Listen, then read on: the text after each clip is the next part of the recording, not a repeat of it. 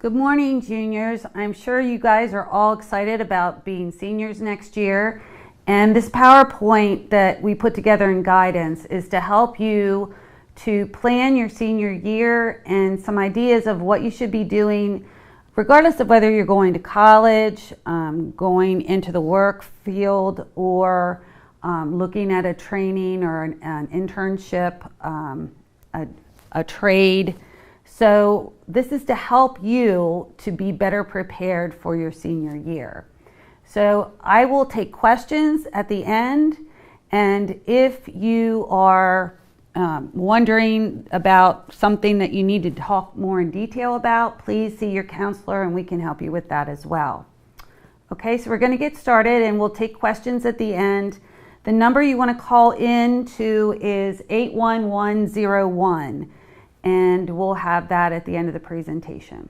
Okay, so we'll get started. So this is our junior senior year planning guide.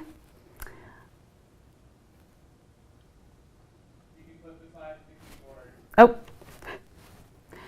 okay, so we're coming up into the spring of your junior year, and here's a to-do list.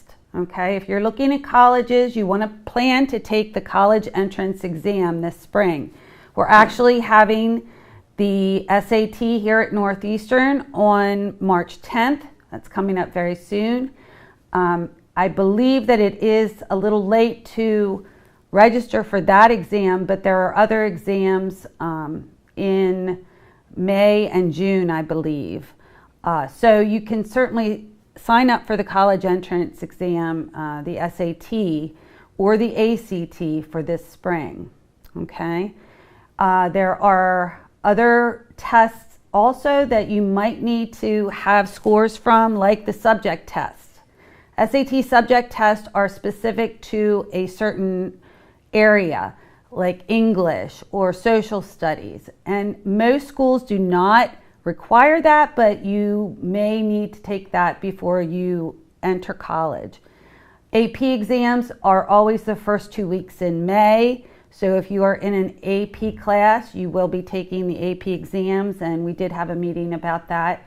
If you didn't get the information about AP exams and you're still interested, come see me and I can get you the information and the registration forms. You also want to start to look at colleges or schools that you might be interested in. If you're not going to a four-year college, maybe you want to start at a community college or you want to go to a trade school. Start making a preliminary list of those schools to research and visit as well. I also listed some college search websites on here that you can use to look at some schools that you might be interested in. Our program that we have that's called Virtual Job Shadow also has a college search, and your homeroom teachers hopefully can help you with that. If not, you can come down and see your counselor. Okay. If there are certain schools you're interested in, check their websites to see when they have open houses. A lot of times they'll have open house in the spring for juniors especially to get you to come and see their school. So you want to make sure that you look to see if any of the schools you're interested in are having an open house. Make sure you meet with one of us, your guidance counselor, to make sure you have all your classes and go over your college choices, things that you might be interested in, so we can give you more information. I do want to make a comment about your senior classes. We want to make sure that you have all your requirements for graduation. And as the classes get larger, it's harder for us to catch things where maybe you're missing a class or you don't have a certain graduation requirement. It would be really helpful for you to take responsibility for that and make sure when you get your schedule in the summer that you have all the classes you need for graduation. And make sure that if you have an unbalanced schedule and you want to try and balance it out, call us over the summer. We're in doing scheduling a lot of times over the summer, so please call in or email us. Okay. Last thing is attending a college fair to get more information. York College has a huge college fair. Over 100 different colleges are there in the fall. Typically, it's in the fall. And you can get a lot of information. They give away free things that you can get, pencils and little things that they give out. But it really is important for you to attend something like that so you can get as much information as possible. You should attend with your parents as well.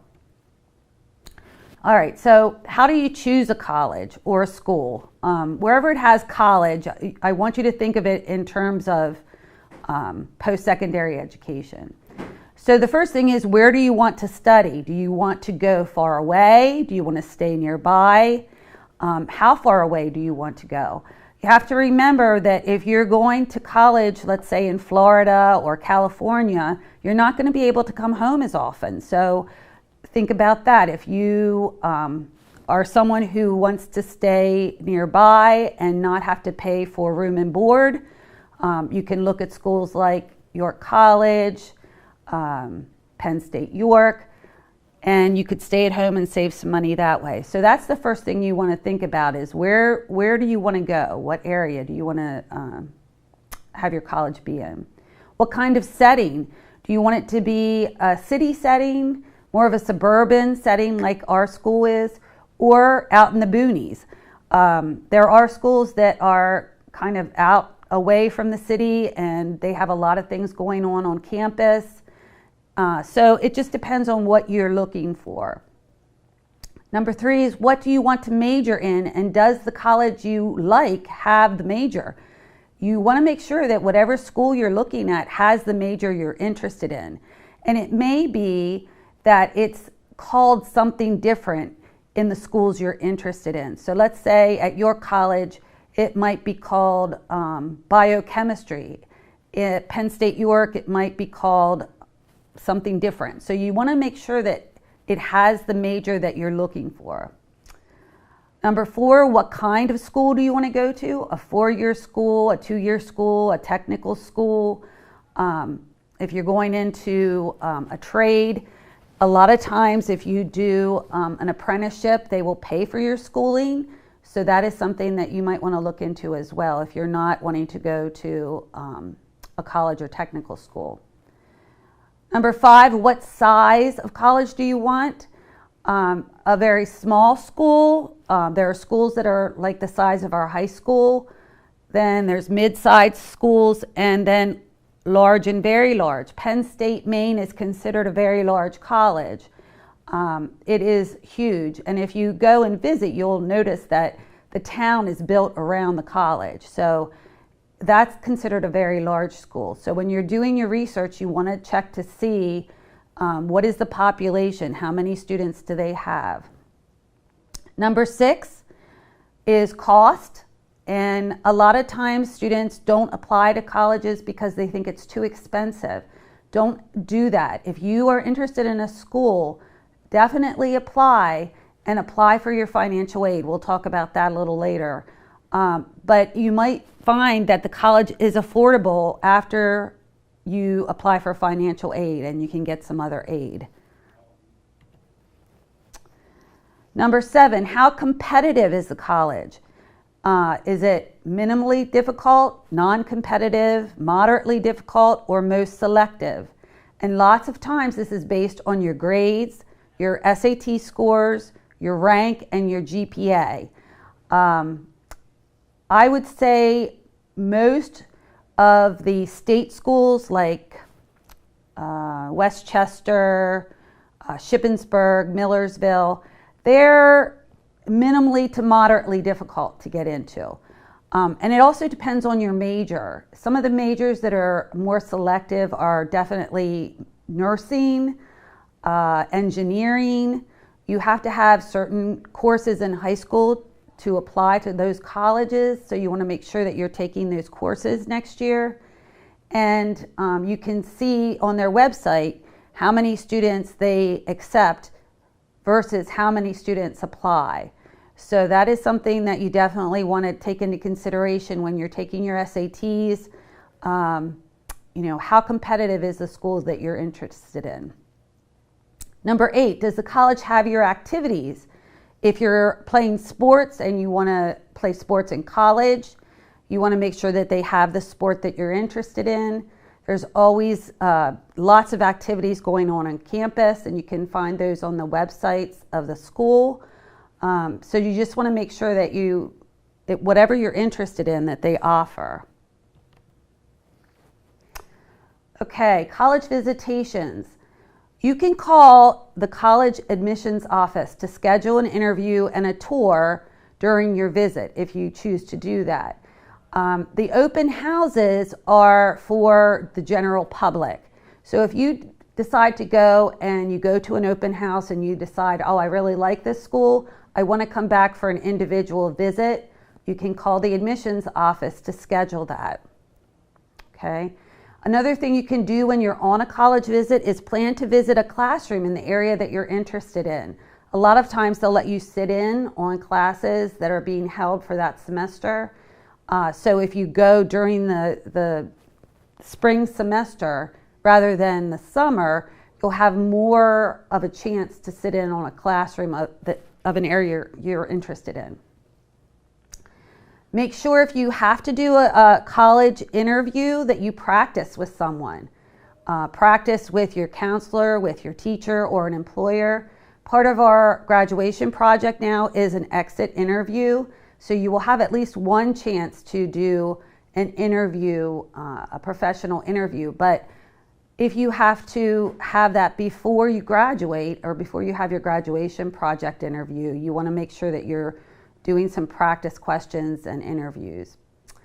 The next bullet is bring a list of questions to ask during your interview, okay? Or an open house or an individual visit that you go on, because you're going to be excited, maybe a little nervous, and you're going to forget that there are things that you wanted to know about or your parents may want to know. And so if you write them down and bring that list of questions with you, it's better to have it in writing and it's right there for you, okay? You do have 3 excused college visit days, but you have to bring something back with you that shows that you did visit that college or school that day, something on letterhead. Okay, so senior year, starting in September, you want to sign up for the SAT or the ACT in the fall. Typically, students are signing up for the October or November test date. And the reason that it's important for you to take another SAT or ACT is because lots of schools will super score your score. So let's say you do better in math in the spring of your junior year, but you do better in the reading in your fall SAT. Some schools will super score and they'll put those together for your full score. Penn State does not do that. They just take whatever scores you get for each test. So if you're interested in Penn State, they do not super score. You want to start filling out your college applications and be aware of the application or the financial aid due dates. Some schools do have what they call rolling admissions, where they will continue to take applications throughout the year. But if you're interested in applying for early application or early enrollment, you want to try and get your applications in as soon as possible. You can start them even over the summer and then submit them when you come back to school, okay? Make sure you're attending college and financial aid workshops. We have several here at school. In the fall, we have Penn State that comes and does a general overview of how to choose a college and some financial aid information. We have multiple financial aid workshops, and they're always on the school calendar. So make sure that you're looking at that and having your parents look at that as well to see when those workshops are being held here at school. Sign up for college visits down at the College and Career Center. We have representatives come, especially in the fall. We have visits all the time of different schools that they send a representative to meet with you to answer questions. And I believe it is part of the graduation project as well that you attend a couple of those, or you can continue to visit the college campuses to get more information. If you want to see if a college is coming to Northeastern, you can always go down to see Mrs. Nyman in the College and Career Center, and she keeps a tally of who's all coming and the dates. Okay, in October, you want to start asking your teachers and counselors for recommendations. You want to give your counselors and your teachers enough time to put together a good recommendation letter for you. So you want to give them, I would say, at least 2 weeks, because they will need time to put that together for you. It's also helpful sometimes if you give them a list of your activities outside of school. They can get a transcript with your activities here, but if there's other things that you need them to know about, then you want to make sure that they get that along with your request for a recommendation. Okay? You can take the SAT or ACT. You want to complete your activity card. We will have a meeting for the seniors early in the fall semester where we will go over some of this information with you again. But you also get an activity card. It's a pink sheet of paper where you put in all your activities and clubs and things that you are involved in here, and we put them on your transcript. You'll need to update them as you go through the year if you change clubs or if you add something. But you need to complete that so that we can put that on your transcript. You want to continue with your college applications, and remember to complete a transcript request form for each college that you're interested in or each school that you're interested in. Mrs. March gets a slew of requests all the time, especially in the fall. So you want to give her maybe 2 weeks to get your transcript processed. If you need a transcript, if the deadline is tomorrow, don't expect it to be done overnight. You have to give them enough time to, her enough time to complete the transcript request. I've had a few students this year who sent applications in but never requested their transcript, and the colleges contact us and say you don't have a complete application until you get your transcript in. So make sure that you are coming down, picking up a transcript request or printing it offline, it is on our website, and giving that to Mrs. March in enough time to get it done for the deadline that you need. Okay? Last thing there is meet with your counselor for your senior interview. After that meeting that I mentioned, we will call you down individually to talk to you about what your plans are and to help you with any questions you might have. Okay, for November, you can register for the December or the January SAT, ACT. Those tests are offered all year long, so you can take them anytime during the year. You can consult fastweb.com, which is a scholarship bulletin, or it's a scholarship website that has lots of different scholarships on it. And you can filter different things like if you're left-handed or if you are a certain minority or if you speak a certain language. So there's lots of different filters you can use on FastWeb. And Dr. Bierker is in charge of completing the monthly, it's usually bi-monthly, scholarship bulletin that's available in guidance. It's also available on Schoology now and online on our website. So you definitely want to look at the scholarships. We get a lot in the fall, we get a lot in the spring. So you just want to make sure you're keeping track of what scholarships are available. Okay. If you are interested in Penn State main campus, you have to have your application in and your transcript in by November 30th. That's their cutoff date. So make sure that you're getting that in on time. Okay. If you need an essay for your college application, you want to make sure that you're doing your essays and saving them so that you don't have to start from scratch with the next college that needs an essay. You can go back and tweak it to whatever the questions may be. The last bullet there is you want to try to get your college applications in by the end of December. The reason I say that is because colleges shut down over the holidays. They shut down over Thanksgiving and they shut down over Christmas. So if you don't get your application in until the end of December, like the last week of December or around Christmas time, they're not even going to look at it probably until sometime in January. And then you're waiting longer to get your replies. So make sure you get your applications in early. I wouldn't wait until the end of December. If you have to, that's fine. But again, if a school has rolling admissions, you can complete your application anytime, but try to get them in early. So in December, you want to come see us again to review your final list and make sure that you have all the classes that you might need for the major. You have all your graduation requirements, all your classes are there on your schedule. So this is a new thing. Starting in October 1st, you can start to fill out your FAFSA, which is your financial aid information, your application. It's a free application. It's online, and there is a tool that you can use once you get online and you create a password and a PIN where you can have your parents' tax information and your tax information dumped directly into the FAFSA application. All you have to do is fill out part of the request, and it will take the information from the IRS and dump it into your FAFSA, which is a really neat tool that they've come up with. So you want to make sure that you start your application process early, because the financial aid, the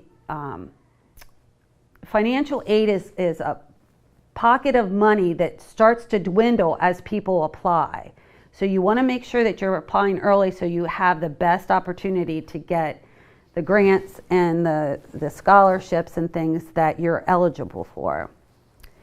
If a teacher or your counselor wrote you a letter of recommendation, it's nice to write them a little thank you or send them an email even just to say thanks for doing that for me.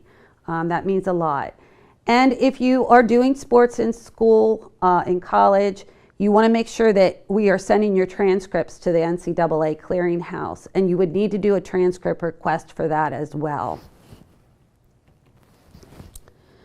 In January, February, we have a financial aid night here at school, and you can start to fill out your FAFSA online. Actually, that was back when January 1st was the first time you could start to apply. So, but you see the website there. It's www.fafsa.ed.gov. That's the website that you want to go on for the free application, okay? Don't get senioritis. This year, I've had quite a few kids who have come down and they've been getting senioritis early. So keep working hard in your classes. Your colleges do ask for midterm grades. And if you've reported that you are taking a course back in the fall when you applied and you dropped it, and they see that you don't have that class anymore, it could change your eligibility to be enrolled. So you want to make sure that you have everything that you need for that school and that major. Continue to apply for forms of financial aid and scholarships, and you want to review your student aid report and make corrections if you need to make them. The student aid report is what FAFSA will send you with your schools listed and how much financial aid you will get for each school. So you want to make sure that you're reading those carefully. March, April, around this time, you'll be getting your college acceptances and your financial aid information. Once you've selected your college, it's very nice to let the other colleges that you've been accepted to know that you are not going to attend. That will open up a spot for someone else who might be on a waiting list. So please, please do that. They really appreciate that. If you've definitely selected your school, contact the other schools. And then check into the guidance office about when the foundation scholarship forms will be given. Dr. Bierker is doing that this morning during this period. He's giving out those scholarship forms to every senior. So we'll have a meeting and we'll make sure that you get those forms. The foundation scholarships are just primarily for Northeastern students. So that is where a lot of our students will get a good amount of money to help them with their college financial needs. By May 1st, hopefully you've decided on the college that you're going to attend. You want to make sure that you're aware of the deadlines that they have for tuition deposit, housing deposit, and it's nice to let us know where you've decided to go. We will be having a meeting probably sometime in April or May with the seniors this year for them to tell us where they're going and what kind of financial aid they've gotten. And of course, May is AP exams. It's a busy time for us. I think we have 11 classes, AP classes now, and people are taking exams in just about every class. So it's a busy time, but make sure that you're aware of what you need to do to take your AP exam if you're in an AP class. And then in June, you want to request that your counselor, actually it's Mrs. March, will send your final transcript to the college that you're attending. So when we have that meeting with you, you want to make sure that you're writing the right college down, because she will send your final transcripts. Again, make sure you know the deadlines for your tuition, room and board. And congratulations, you made it through your high school years. Okay, this is a slide on college application checklist. For the general application and the application fee, most colleges now want you to apply online. There was a time when they would accept paper applications, and I think they still do, but it's much easier for them if you apply online and then you use a credit card to pay your application fee. Most every college will have an application fee along with their application. Now, there's ways that you can get around that. Sometimes if you go and you visit the school, they'll waive the fee. If you have a hardship, like if you are in free and reduced lunch and you take the SAT, you will have, I believe, up to 5 fee waivers to apply for your applications. So it's beneficial to look into ways that you can maybe get around paying that application fee. They get to be expensive. Penn State's is now up to $60, I believe. Some schools are more like $35, $40, but it does add up if you're applying to several schools. Okay. Again, with your transcripts, you need to request them in the guidance office and give Mrs. March at least 10 days to complete them. The transcript includes your classes, your grades, your class rank, your GPA, your activities, and your test scores. They're all on your transcript. Letters of recommendation. Again, give your teachers at least 2 weeks to complete that and have them ready to hand in with your transcript request so we can mail everything together. Okay, that's important. We don't want you to come down with requesting your transcript and then 2 days later come down with a letter of recommendation you want us to send. Have everything together in a packet that we can send together. Make sure if you are required to write an essay that you have somebody look over that to make sure you don't have any errors. Worst thing you can do is send an essay in with grammatical or typographical errors. So make sure someone looks over that. Again, with your SAT or ACT scores, check to see if the school requires them to be sent directly from College Board. Penn State, Maine, or Penn State in general, does require you send them from College Board. And when you register for your SAT, you can also go in and put a list of up to 4 schools to receive your scores, and that's free. After a certain time, after you've taken the SAT and a certain time has gone by, you then have to pay for them, and it's like $10 or something to send your scores directly from College Board. Okay. Scores are mailed about 3 weeks after you take or make the request for them to be sent, and you can apply before you take your first SAT. Hopefully it's not your first SAT. Hopefully in the fall, this is not your first SAT. Hopefully you're taking it this spring or sometime over the summer. It's important for you to have those SAT scores on your transcript. Otherwise, you're going to have them sent to from College Board to the school. This last one is important. Keep copies of all your documents. Make sure you start a file to keep in case something would go wrong and you need to refer back to them at a certain time. This slide's about your pink card. Everybody has one, and it lists all your activities and honors. And make sure that you update that card throughout the senior year if you need to add something. This is usually on the second page of your transcript. Here's some differences between the SAT and the ACT. They've revised the SAT to be more like the ACT, which some students find to be a little easier, but score ranges are a little different. The ACT does have a science portion. Both tests have writing, so you can take both tests with writing. I wouldn't suggest that you need to have the writing portion if you're taking it more than once. I would say have at least one session where you take the writing with it, the essay, and then if you take it again, I don't think that you would probably need to have another writing sample. Again, SAT 2s, make sure that the colleges don't require you to take that, and if they do, that you sign up for that as well.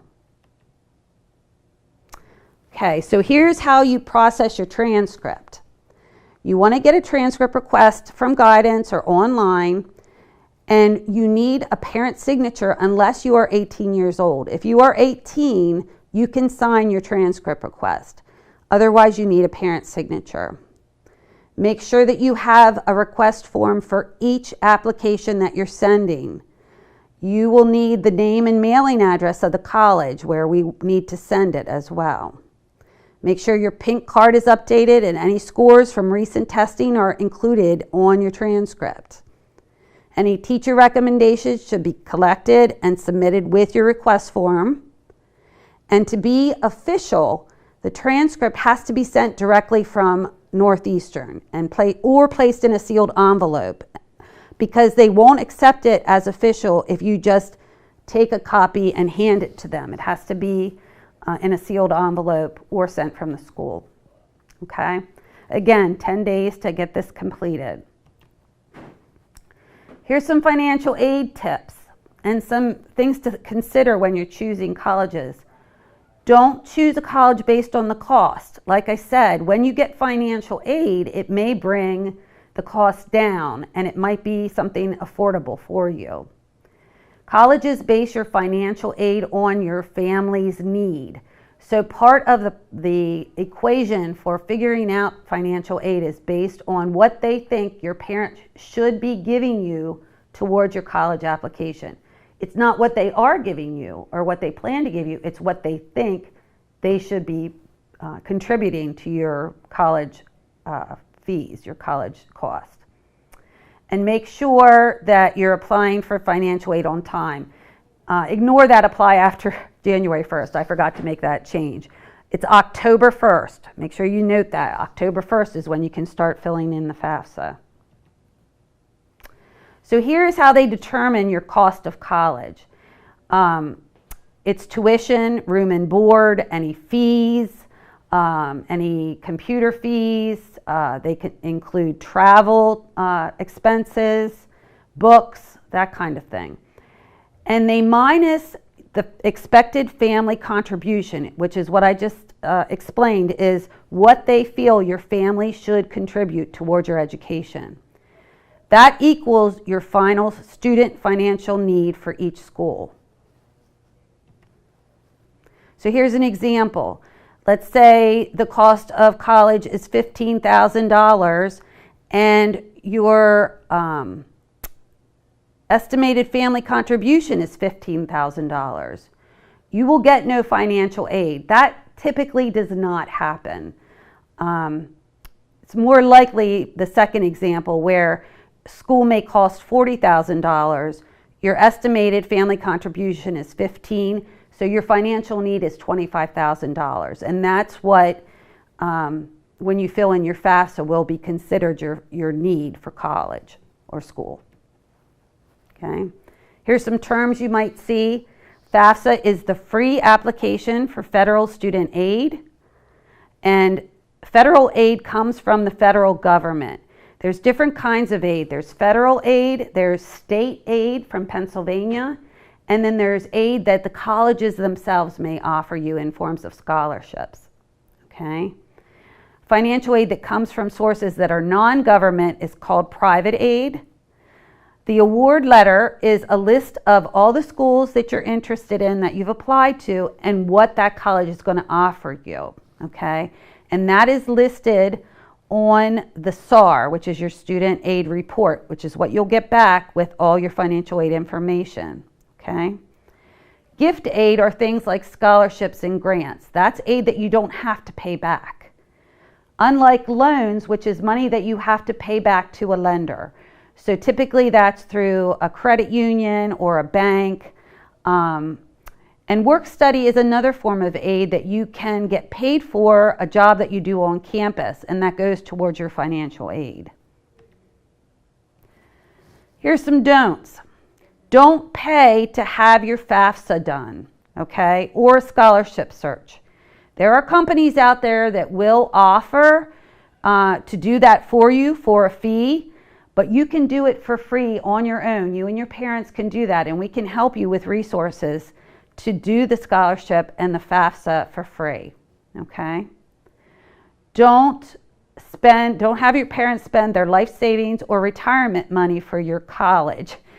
You want to make sure that you're accessing any kind of financial aid that you can so that it takes the burden off of you and your parents and making them money available to them to help you, through their retirement as well. Consider colleges that are not right for you. This was a PowerPoint for parents as well, just to save money, okay? You want to make sure that it's the right fit, and all those things I discussed at the beginning are things that you need to take into consideration. Here's an important one. Even if you think that you're not eligible for any kind of financial aid, still fill in the FAFSA. Please, please, please do that, because you never know, there might be other kinds of aid that you're eligible for. Even if you think your parents make too much money, you should still fill in the FAFSA. And make sure that if you're interested in a college, you try to visit. I can't tell you how important that is. You can get a lot from the website and hearing from different students that have been at that college, but you won't know if it's a good fit for you till you visit. So if at all possible, try to use those 3 days of college visitations and go visit over the summer as well. It's not going to be the same as when colleges or classes in session, but you can still get a feel for the environment. Okay, so we suggest that you apply anywhere between 6 and 8 colleges. That might be on the high range. You definitely don't want to just apply to one college, because if you put your eggs in one basket and something happens and you're not accepted, then you're out of luck. Make sure that you apply to private colleges that may be a little more expensive, but they also have more financial aid to offer. So make sure that you apply to those more expensive colleges if you're interested. Again, apply for your financial aid. Make sure that you're preparing for the SATs. Don't go in cold. Everybody's taken the pre-SAT in 11th grade, so you've had practice, but there's also a lot of practice online and different books and materials you can get to prepare yourself.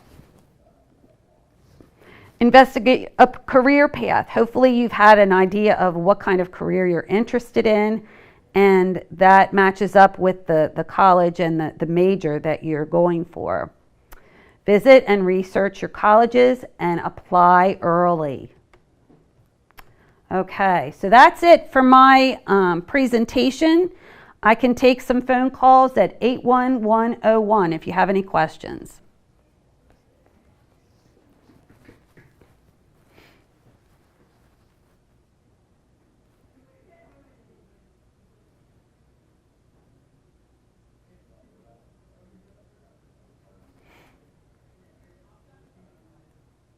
If you don't have any questions for me now, feel free to come down and talk to your counselor about anything that you might have questions about. We'd rather have you, get the right information.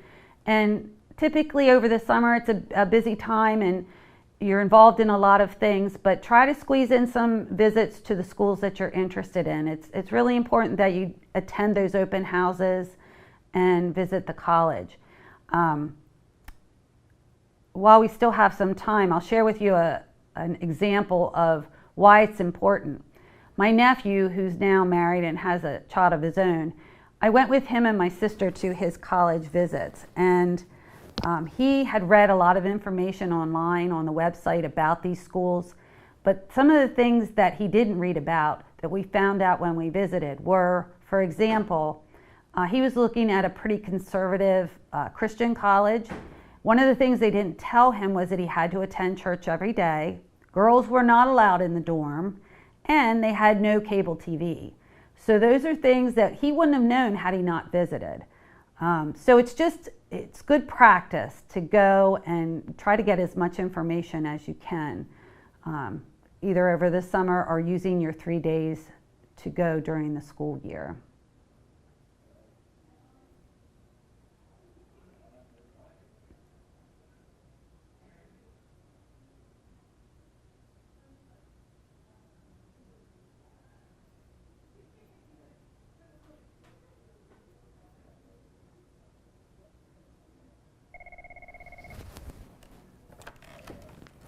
Hello.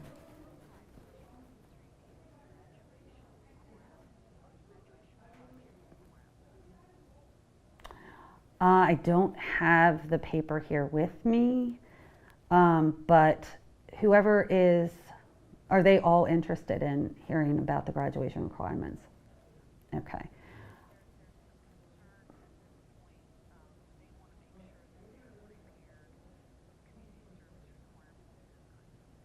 Okay.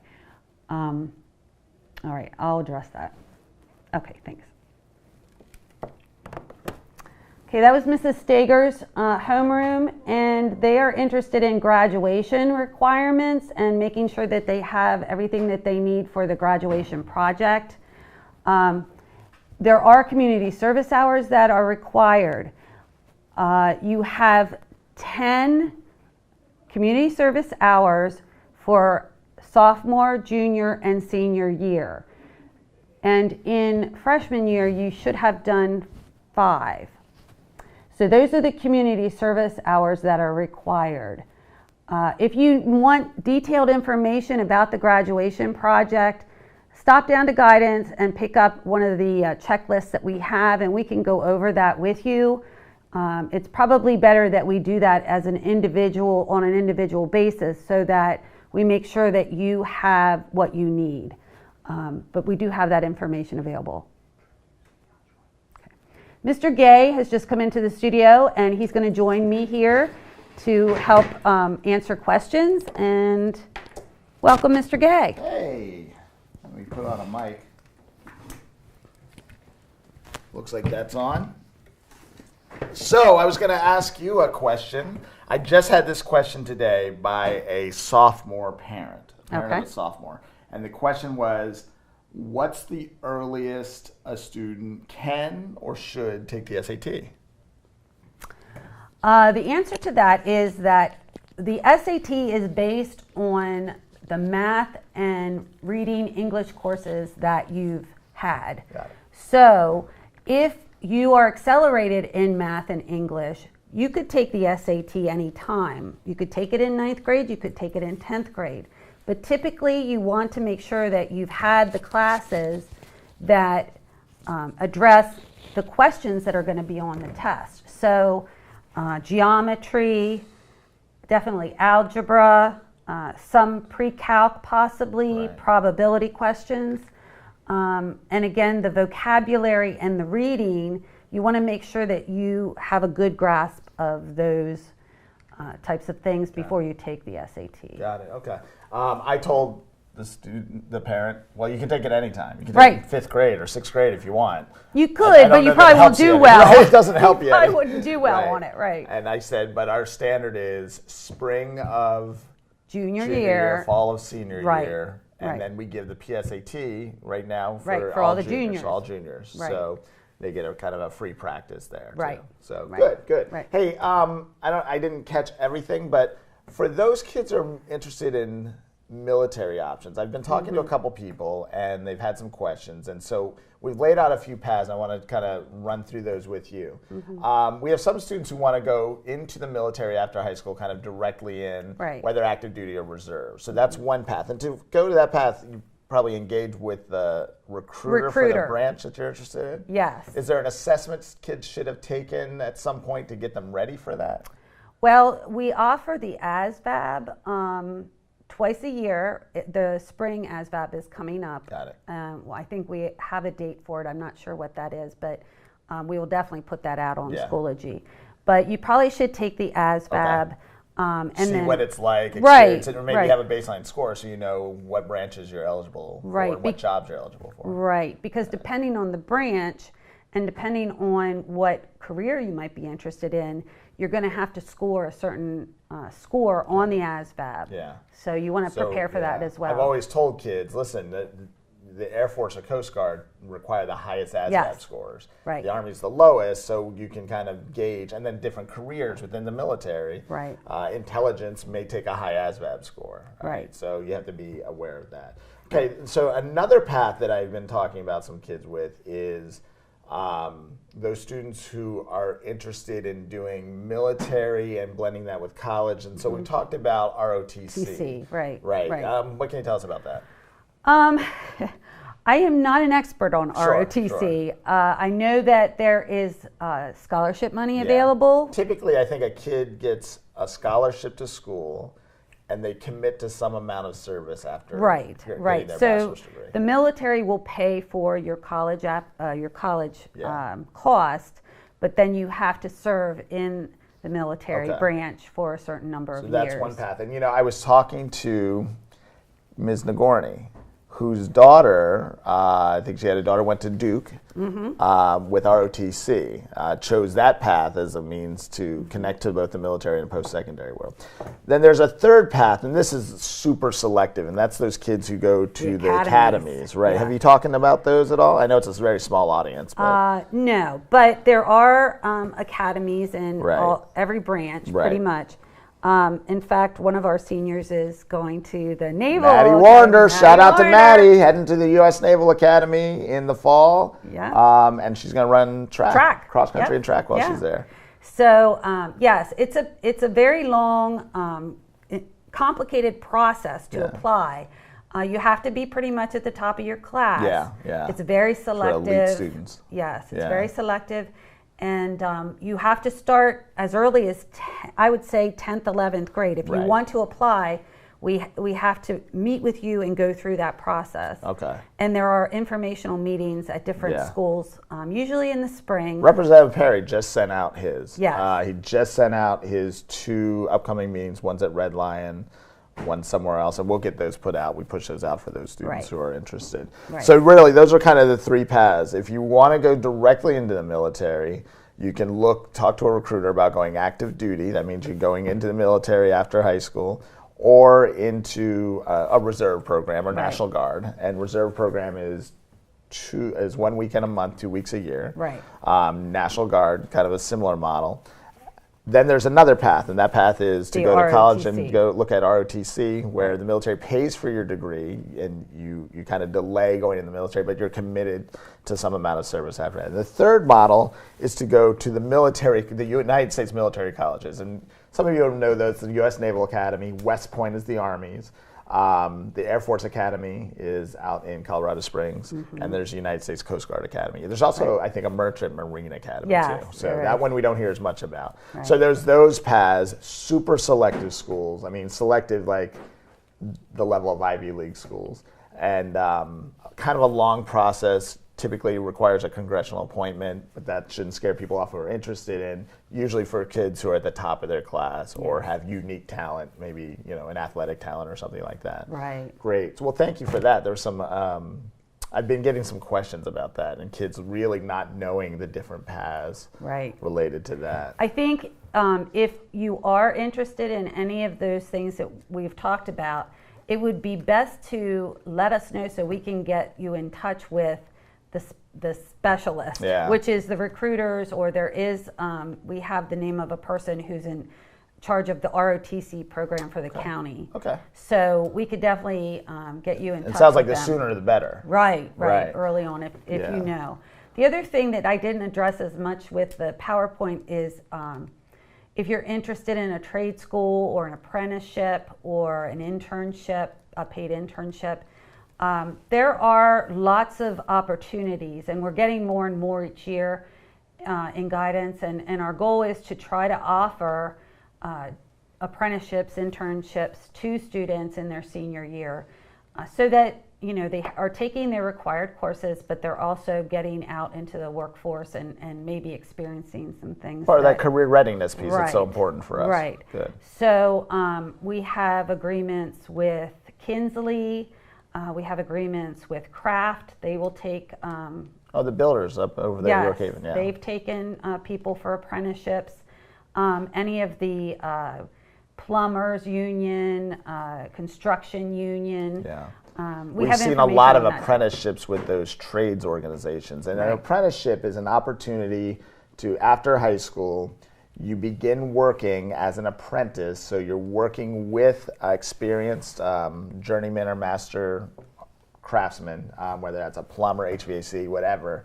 And you're getting paid. You're getting paid typically a living wage. Like you're getting a solid salary and benefits while you're learning the craft under the tutelage of kind of experts. Right. It's a path that doesn't require post-secondary ed. It's an alternative to post-secondary ed. So, we all know you can go to maybe YTI or someplace to get your HVAC certification. Right. This is another path. It usually takes longer, but you're getting paid that entire time, and it results in the same credential. Right, and if you do need training, lots of times the company will pay for you to go to classes. They'll pay for your schooling. I know typically Kraft does that. Yeah, right? Yeah, Kraft does. Typically at some place like maybe York County School of Technology, YCST. Yes. Yeah.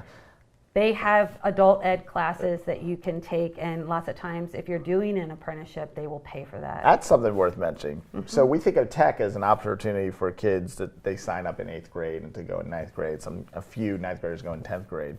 They offer a comprehensive adult education program. So students, if they're looking at a trade or a craft, they may be able to go to YCST pretty affordable, and they really look to tailor programs in a condensed format. Yes, it's called Career in a Year. Yeah. They have a whole list of different types of careers that you can complete within a year. Some of them evenings, some of them daytime classes, they have different models. hours. Yeah. But, and they've offered to let us bring students out to see the facilities and talk to the teachers and so if you're interested in that, I would really be interested in taking a group of kids that might be looking at something like that for a career in a year or some adult ed courses there at York County School of Technology. We hear about mechatronics with them a lot. They've been pushing that. Mechatronics. I think the York County area has a high need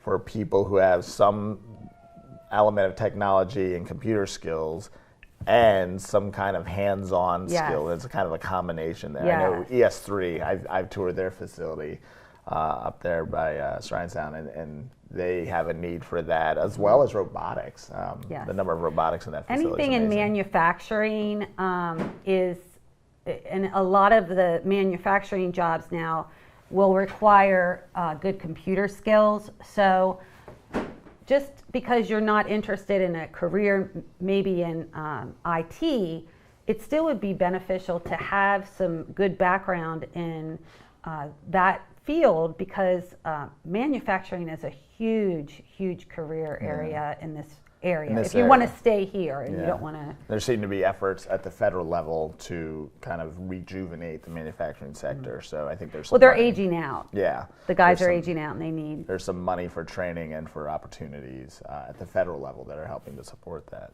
Right. One last question. I've worked with kids regarding the Office of Vocational Rehabilitation. Yes.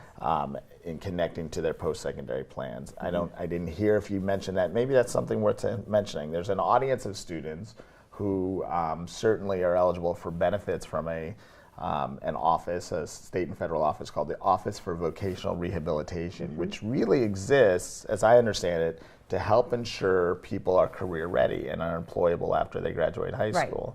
So how do you understand the work they do? What I understand is that if a student has an IEP, for example, they are eligible for services, the federal and state services through the Office of Vocational Rehab, where they can help pay for some kind of training, some kind of education after high school. They will help them with job placement if there are students interested in just going into the job field. They've helped them with dual enrollment. They've helped them with dual enrollment costs. They will pay for courses that you take through dual enrollment.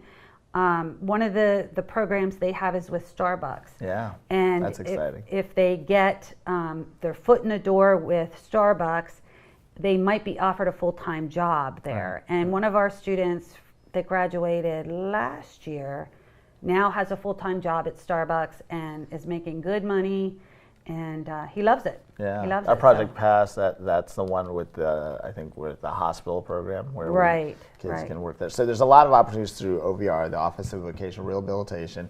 We know the audience that we usually work are those kids who receive special education services, have an IEP, but it's not limited to that audience, and not everyone in that audience is eligible. So it's kind of confusing.